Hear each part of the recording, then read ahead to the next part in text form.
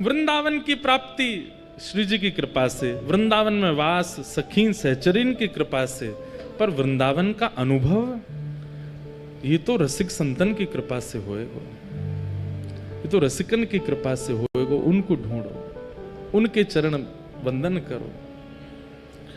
और ऐसी ही कृपा हुई हमारे श्री प्रकाशानंद सरस्वती जी के ऊपर श्री चैतन्य महाप्रभु के। महाप्रभु चैतन्य अपने संन्यास वेश के बाद दक्षिण यात्रा पर गए थे, और दक्षिण में हमारी संप्रदाय की प्रथम पीठ श्रीरंगम तिरुचि में जो है, तिरुचिरापल्ली में, वहां महाप्रभु जी विराज रहे थे। वहां पर ठाकुर जी पौढ़ानाथ शेषनाग पर पौड़े हैं। कभी कभी हम प्राचीन संतों की बातें सुनते हैं तो मन में एक भाव आता है, कितनी संप्रदायों में समरसता है। और आजकल देखो महाराज जी, आजकल लोग हमको ही डांटते हैं, आप श्री वैष्णव हो, आप हरिदासियों की बात क्यों करते हो मंच से, आप हरिवंशियों की बात क्यों करते हो, आप गौड़ियाओं की बात क्यों करते हो। क्यों ये सब भाव आते हैं? प्राचीन काल के आचार्यों के भाव सुनो, कहीं भी उनमें ऐसा मतभेद नहीं है कि ये हैं इनसे हमने, सब एक दूसरे के संग। अब हरिराम व्यास जी, वो तो स्वामी श्री हरदास जी के पास इतने विराजमान रहते, जबकि स्वयं हितरवंश महाप्रभु के अनुयायी। अपने पुत्र को तो दीक्षा ही उन्होंने स्वामी जी से दिलवाई। एक प्रसंग आता है कि स्वामी जी, हितरवंश महाप्रभु, रूप सनातन गोस्वामी आदि आदि ये सब लोग, गिरिराज जी आए, यहाँ पर 56 भोग हुए थे, तो श्री गोसाई विठलनाथ जी ने 56 भोग में सबको आमंत्रित किया, सारे रसिक जन यहाँ पर आए। अभी हम प्रसंग सुन रहे हैं कि श्री चैतन्य महाप्रभु रामानु संप्रदाय के हमारे श्री वैष्णव मंदिर में दर्शन करने के लिए गए। तो पहले इतनी समरसता थी संप्रदायों में, आचार्यों में, अब पता नहीं क्यों मतभेद होता जा रहा है, और ये अच्छा नहीं है। देखिए, आपको अगर भगवत प्राप्ति आपका उद्देश्य है तो फिर ये इस प्रकार के पक्ष विपक्ष में मत रहिएगा। हम श्रेष्ठ हैं, वो अश्रेष्ठ हैं, हमारे यहाँ ऐसा, उनके यहाँ ऐसा, वो नहीं करना चाहिए, ये नहीं सुनना चाहिए, ऐसा नहीं। सबके भाव रखो। चैतन्य महाप्रभु दक्षिण गए।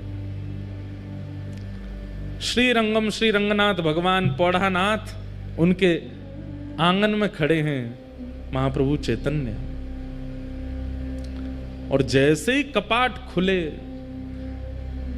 महाप्रभु जी की स्थिति ऐसी थी, अभी हम जगन्नाथपुरी के पास राउल केला से कथा करके आए हैं, तो महाप्रभु जी के भाव अभी तक चित्त में हैं। महाप्रभु जी की स्थिति ऐसी थी कि कोई कृष्ण कह भर दे,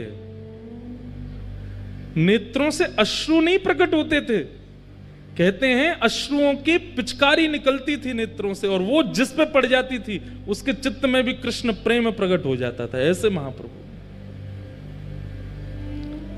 सोचो उनकी दशा, जब वो मंदिर में जाते होंगे, ठाकुर जी को देखते होंगे, तो उनकी स्थिति क्या होती होगी। जैसे ही कपाट खुले श्री रंगनाथ भगवान के, चैतन्य महाप्रभु ने जैसे ही मुखमंडल का दर्शन किया, उत्ताल नृत्य करने लगे, भुजाएं उठा करके नृत्य कर रहे हैं, नाच रहे हैं, गा रहे हैं, आनंद उत्सव मना रहे हैं, नेत्रों से अश्रुपात। ये दो भावों का एक जगह दर्शन होता था। मुखमंडल पर तो विरह दिख रहा है और शरीर की स्थिति परम आनंद की होती थी। यह है भक्ति का स्वरूप। कभी कभी मन में आता है कि जब ज्ञान आता है ना, तो बाहर दिखने लगता है कि ये ज्ञानी व्यक्ति है। अहंकार आता है तो अहंकार दिखने लग जाता है, अहंकारी व्यक्ति है। कामी व्यक्ति का काम दिखने लग जाता है। भक्त की भक्ति क्यों नहीं निकल के आती है? उस भक्त की भक्ति उसके रोम रोम में प्रकट क्यों नहीं होती है, जैसे महाप्रभु जी की होती थी?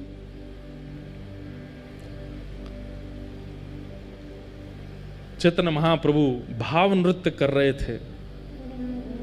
अब वहां कोई उनको कुछ समझ रहा है, कोई उनको कुछ समझ रहा है, लेकिन श्री रंगनाथ भगवान की आरती कर रहे श्री वेंकट भट्ट जी, गोपाल भट्ट जी के पिताजी, जिन्होंने श्री राधारमन लाल जी को प्रकट किया, ऐसे श्री गोपाल भट्ट जी के पिताजी श्री वेंकट भट्ट जी रंगनाथ प्रभु की आरती करने के बाद जैसे ही उन्होंने दर्शनार्थियों की ओर देखा प्रसाद वितरण के लिए, और दर्शनार्थियों में जैसी उनकी दृष्टि पड़ी श्री महाप्रभु चैतन्य पर, आप विश्वास नहीं करेंगे उनको क्या अनुभव हुआ। चैतन्य महाप्रभु को देख करके उनके पलक झपकनी भूल गई, अपनी जिस अवस्था में थे उसी अवस्था में रह गए, अंदर गर्भगृह में वेंकट भट्ट जी।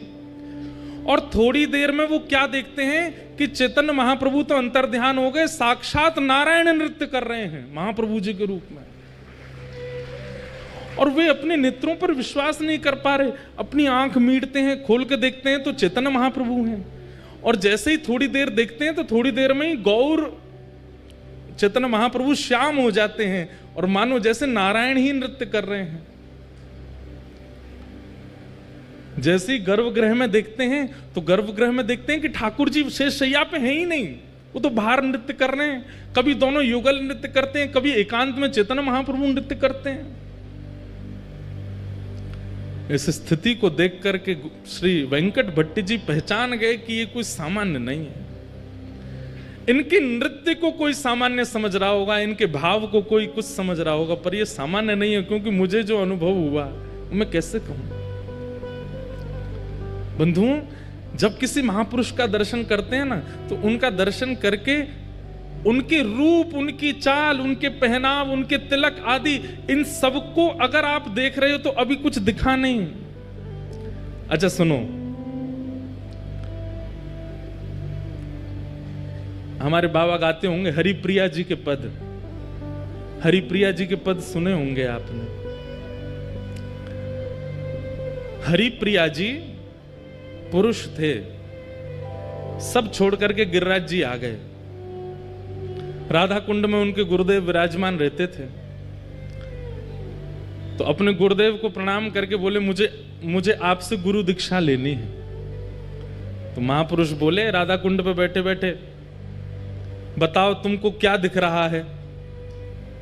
तो हरिप्रिया जी, पहले उनका पूर्व नाम कुछ और था, बोले माथे पर सुंदर उर्दपुंड है, गले में तुलसी की माला है, अद्भुत वस्त्र पहने हैं, आसन पर गुरुदेव विराज रहे हैं, करुआ पास में रखा है, ठाकुर जी की सेवा पीछे हो रही है। गुरुदेव बोले दीक्षा नहीं देनी, जाओ। और सुनो, दीक्षा की इतनी तुमको भूख है, जाओ गिरिराज जी की परिक्रमा लगा के आओ। लेकिन उनको इतनी इच्छा थी दीक्षा की, चले गए गिरिराज जी की परिक्रमा लगाई। परिक्रमा लगा करके 5-6 घंटे में लौट करके राधा कुंड जैसे ही पहुंचे, चरणों में प्रणाम किया, बोले गुरुदेव परिक्रमा हो गई, अब दीक्षा दे दो। उन्होंने फिर वही प्रश्न किया, क्या दिख रहा है तुम्हें? कुछ दिख ही नहीं रहा था। बोले माथे पर उर्दपुंड है, गले में तुलसी माला है, नीचे वस्त्र पहने हैं, पीछे ठाकुर जी की सेवा है, बगल में राधा कुंड है, इधर श्याम कुंड है, आदि आदि। फिर से जाओ परिक्रमा लगा के आओ, एक और परिक्रमा लगाओ। निष्ठा इतनी थी उनकी कि थके हारे थे, लेकिन फिर से चले गए परिक्रमा में। अब की बार उनको 6 की जगह 9 घंटे लग गए परिक्रमा करते करते, पैरों में छाले पड़ गए। 2 परिक्रमा में ये हालत हो जाती है। बेचारे गिरते पड़ते जैसे तैसे आए, प्रणाम किया, गुरुदेव अब दीक्षा दे दो। पूछे अब क्या दिख रहा है तुम्हें? तो रोने लगे, बोलो मुझे कुछ नहीं दिख रहा, मुझे वही दिख रहा है, तिलक है, गले में कंठी माला है, नीचे। बोले सुन, एक परिक्रमा और लगा के आ। तीसरी परिक्रमा की स्थिति कैसे बन जाएगी हमारे, जबकि गिरिराज जी में बाबा हैं, 3 परिक्रमा लगा में, लेकिन उनकी भाव दशा देख करके आप घबरा जाओगे। एक परिक्रमा में हमारी हालत खराब होती है। गुरुदेव बोले जाओ एक परिक्रमा और लगा के आओ। गुरु आज्ञा मान करके चले तो गए, लेकिन गुरु की आज्ञा पर संशय नहीं किया, गुरु की आज्ञा पर बिल्कुल विचार नहीं किया, अपने पैरों के फोड़ों पर, पैरों में छालों पर चिंता नहीं की। गुरु आज्ञा कर रहे हैं, कुछ तो होगा, निकल गए। तीसरी बार जैसे वो जाने लगे तो उनके गुरुदेव पीछे बैठे बैठे देख रहे थे, उनके चरण की ओर देखा, छाले पड़े हैं, स्थिति चलने की नहीं है, और मैंने परिक्रमा की आज्ञा दी है, 22 किलोमीटर लगा के आनी है, तब दीक्षा मिलेगी, और ये चल दिया। तुरंत मन में आ गया भाव, श्री जी यहाँ पे कृपा करो। अब जैसे ही वो गिरिराज जी की परिक्रमा में गए तो उनको पहले तो लोग दिख रहे थे, पहले तो माताएं दिख रही थी, पहले तो भाई लोग दिख रहे थे, अब पता, अब लिख रहा है कि सब सहचरियां हैं, सब किसी के हाथ में चंवर है, किसी के हाथ में बीड़ा है, किसी के पास कुछ है, किसी के पास, सब अलग अलग दिख रहे हैं। साक्षात गिरिराज जी ऐसे लग रहे हैं मानो कोई निकुंज भवन है, या कि कोई अटारी पर कभी श्री जी आ रही हैं, कोई अटारी पर श्याम सुंदर आ रहे हैं, कभी कहीं से मोर बोल रहे हैं, कहीं कहीं वीणा बज रही है, कहीं पर बंशी बज रही है। अब पूरी दृष्टि ही बदल गई। 24 घंटे लगे उनको और वृंदावन में संपूर्ण ब्रज का दर्शन कर लिया, संपूर्ण निकुंज लीला का दर्शन कर लिया। लौट करके जैसे ही अपने गुरुदेव के पास आए, प्रणाम किया, बोले लाला अब क्या दिख रहा है? तो अपने गुरुदेव को देख के कहते हैं, एक सखी विराज रही है, सुंदर नथनी पहनी है, कानन में कुंडल है, नेत्रन में काजल लगे हैं, सुंदर चुनरी ओढ़ी है, पीछे दर्पण है, बहुत सुंदर मणिमंडित नीचे सब फर्श है, यहां श्याम कुंड है, यहां राधा कुंड है, और मेरे गुरुदेव की गोद में प्रिया प्रियतम दोनों विराजमान है। जैसे ये दर्शन हुए तब उनको स्वीकार किया और उनका नाम रखा है श्री हरि प्रिया। उनके बड़े पद रसिक जन गाते हैं, एक आध दिन हम भी गाएंगे कथा में, श्री हरि प्रिया।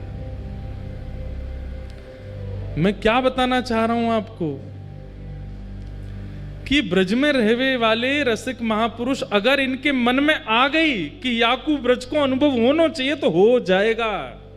आपके अनेक प्रयासों से नहीं होगा, आपके अथक प्रयासों से नहीं होगा, किसी रसिक के मन में आ गई कि इसको ब्रज प्राप्त हो तो हो जाएगा।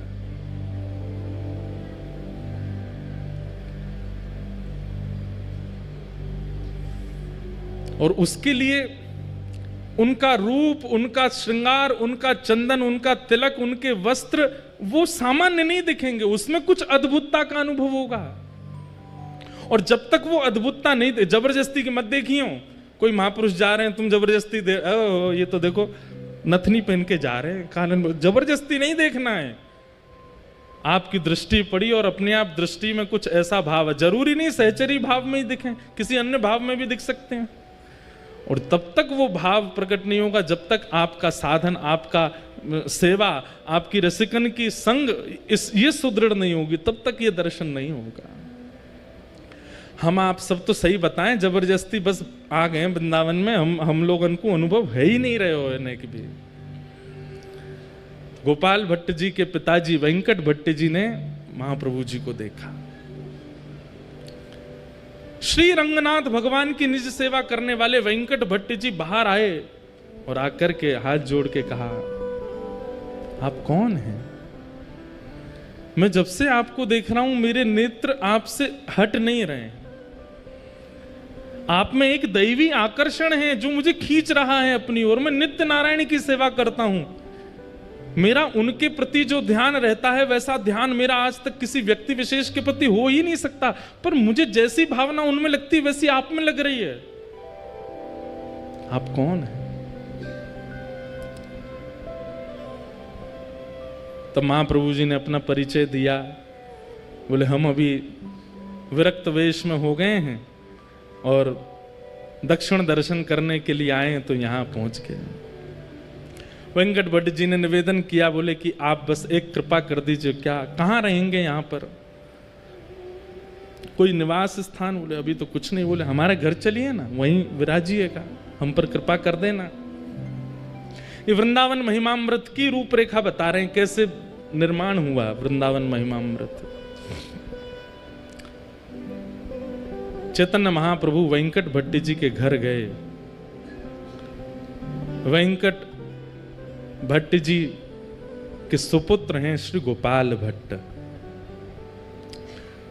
भगवान की गुण मंजरी। महाप्रभु जी जैसे ही घर पहुंचे, उनकी पत्नी, उनके रिश्तेदार सबने महाप्रभु जी का दर्शन किया, लेकिन जैसे ही श्री गोपाल भट्ट जी ने दर्शन किया, गोपाल भट्ट जी तो मानो जैसे उनकी भी स्थिति ऐसी हो गई, पलक झपकना भूल गए, पैर धर कहीं रहे, जा कहीं रहे, देख करके अपने अपने अपने वश में अपना शरीर नहीं है, ऐसी स्थिति हो गई। मैं एक बात कहा करता हूं, आचार्य चरणों के सन्मुख जाकर के अगर आपको ये याद रहा कि मैं किस कारण से आया था, मुझे क्या पूछना था, मुझे क्या बताना था, इतनी सुध-बुध है तो समझो अभी कृपा ना भाई। विस्मृति हो जाए, भूल गए सब, तब समझो कि हां अब दर्शन भये महापुरुष के। भूल गए, प्रश्न याद नहीं आ रहा है, क्या सोच के आए थे भूल गए, लाए थे माला लेके आए थे, प्रसाद लेके आए थे, दक्षिणा पोशाक कुछ अर्पित कर, कुछ पता ही नहीं चल रहा है, उठा कुछ रहे हैं, धर कुछ रहे हैं, ऐसी स्थिति हो जाएगी। गोपाल भट्ट जी छोटे से हैं, अभी ज्यादा आयु नहीं है, लेकिन महाप्रभु जी को देख करके उनकी स्थिति ऐसी हो गई कि बस यही मेरे सब सर्वस्व है। इस सर्वस्व की भावना उनके प्रति प्रकट हो गई। महाप्रभु जी का एक वैष्णव भाव से जैसा सम्मान होना चाहिए, पूरे परिवार ने किया। माला पहनाई, चंदन लगाया, पोशाक उड़ाई, चरण धोए, सबने चरणामृत पिया। गोपाल भट्ट जी के मन में एक भावना आ गई, जब चरणामृत बांट रहे थे तो सबको थोड़ा थोड़ा ही दे रहे थे, मतलब जैसे एक ही बूंद गिरे, क्यों, जितना बच जाएगा सब मैं पी जाऊंगा, सबको बांट दूंगा तो मेरे लिए नहीं बचेगा, ऐसी भावना चित्त में आ गई। तो सब लोग हाथ पसार के खड़े, चरणामृत दो महाप्रभु जी का। तो गोपाल भट्ट जी छुआते हैं और न्यों देते हैं, एक ही बूंद गिरती है, अरे और दो, और नहीं इतना ही लो। और जैसे सब में बांट दिया, पता चली सब हो गया, जितना बचा सब पान कर गए स्वयं ही। आहा,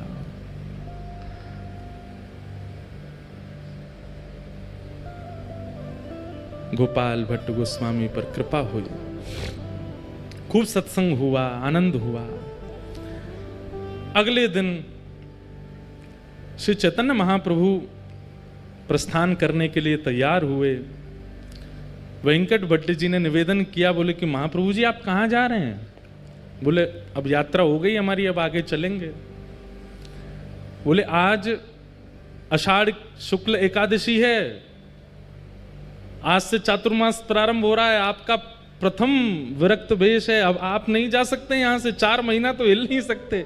और पूरा घर नृत्य करने लगा। चैतन्य महाप्रभु चिंता में बैठे, बोले कि ये क्या हुआ, आज से चातुर्मास प्रारंभ हो गया, मुझे तो याद ही नहीं था।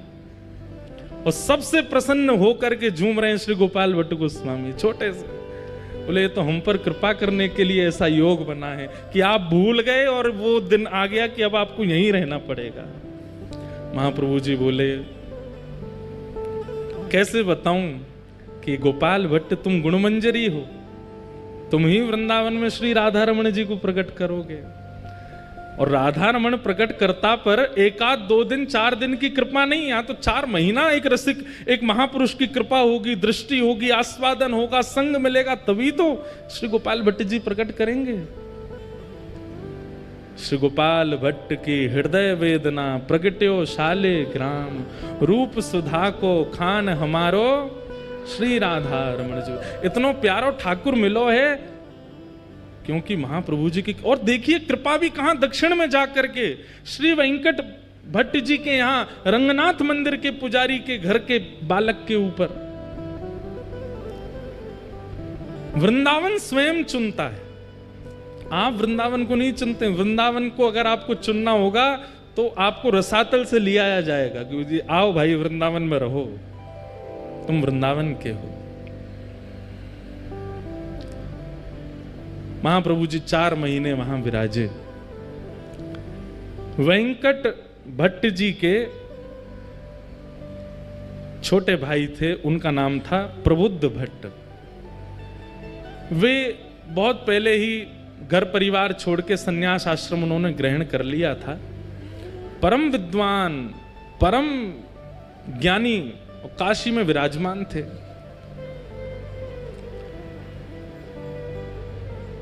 ऐसा ज्ञान था उनका कि उनके जैसे उन्होंने 10,000 शिष्य बनाए, मतलब ना ज्यादा ना कम, अपने जैसे ही 10,000 बना दिए, इतने ज्ञानी थे।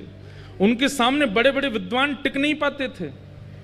प्रबुद्ध भट्ट, देखो एक महापुरुष एक परिवार में जाकर के एक नहीं कितनों पर कृपा करता है। ये तो गोपाल भट्ट जी सामने बैठे हैं, प्रबुद्ध भट्ट तो है ही नहीं वहां पर, वो तो काशी में है।